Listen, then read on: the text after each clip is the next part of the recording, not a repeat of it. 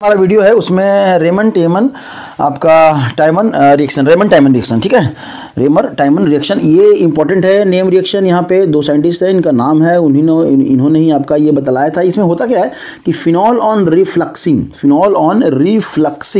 With chloroform and sodium hydroxide followed by acid hydrolysis yield salicylaldehyde. क्या yield कर रहा है? सैलिसल्डिहाइड। इसी को कहते हैं हम लोग ऑर्थो हाइड्रोक्सी बेंजल्डिहाइड भी कह सकते हैं। आईपीएससी नेम में अगर हम लोग जाएं तो ये करके ये कॉमन नेम हो गया, आईपीएससी नेम हो गया। And a very small amount of para hydroxy benzaldehyde, मतलब आपका जो मेजर प्रोडक्ट रहेगा वो ऑर्थो वाला रहेगा। क्यों रहेगा वो भी हम लोग चर्चा करेंगे।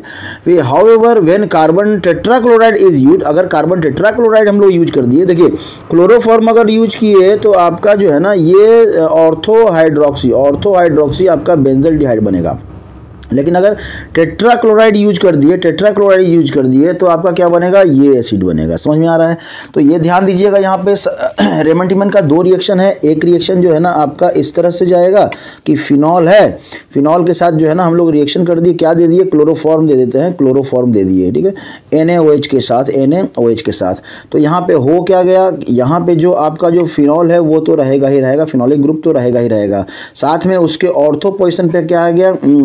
CHCl2 आ गया, CHCl2 आ गया, और एक जो है ना आपका निकल गया। अब इसके बाद जब आगे बढ़ेगा NaOH बेस के प्रेजेंस में, NaOH के प्रेजेंस में, तो एक्चुअली में होता क्या है ना कि यहाँ पे ये इस तरह से आपका ये OH है और यहाँ पे जो है आपका दो कार्बन लग गया।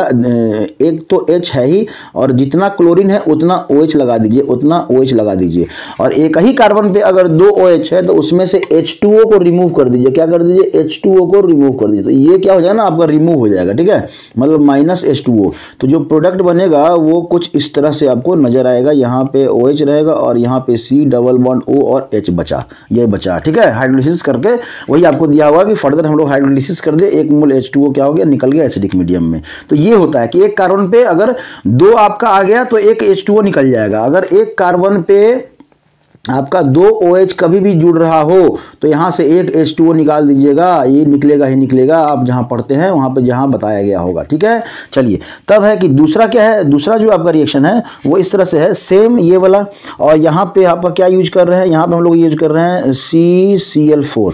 तो यहाँ पे जो जाएगा आपका ये तो OH तो जाएगा ही जाएगा, और इसके साथ आपका Cl3 जाएगा, ठीक है। अब CCl3 जाएगा तो यहाँ पे कितने कार्बन जाएंगे? यहाँ पे 3 OH ग्रुप लगेगा। एक ही कार्बन पे कितना लग गया? 3 OH ग्रुप लग गया। अब OH ग्रुप लग गया तो निकलना तो 1 मोल वाटर ही है, तो 1 मोल वाटर को आप क्या कर दीजिए? निकाल दीजिए। तो 1 मोल वाटर निकल गया तो बचा क्या? 2 ऑक्सीजन और 1 हाइड्रोजन। तो यही जो आपका जो प्रोडक्ट है वो इस तरह से आपको यहाँ पे बनता हुआ नजर आएगा, ये OH और यहाँ पे COOH। इसलिए अगर आपका CH4 है तो आपका क्या बन रहा है? सैलिसाइलिक एसिड बन रहा है, ठीक है।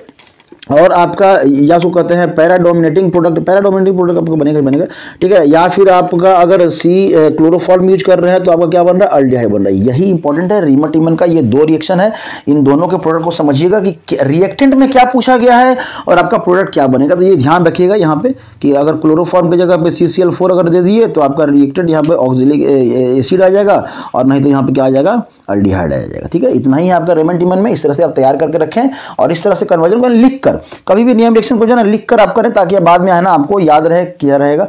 बस याद रखिएगा कि जब एक ही कार्बन पे अगर दो OH मॉलिक्यूल आ गया तो एक वाटर मॉलिक्यूल क्या हो जाएगा? रिमूव हो जाएगा, ठीक है। Thank you.